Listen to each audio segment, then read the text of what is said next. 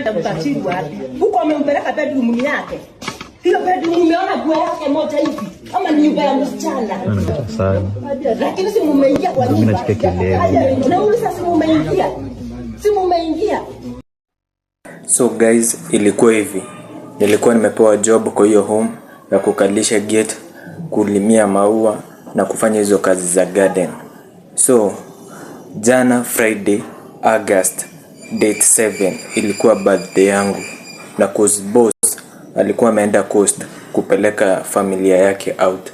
Nikaamua kuinvite my friends wangu tukuje kwa bash yangu, wakuje kwa bash yangu.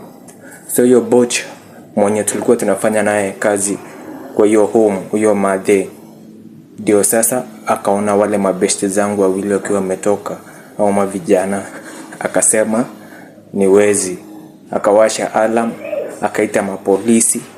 So sasa mimi niko kwa gori, nishatoroka, wananitafuta. So guys, naomba tu mnisaidie.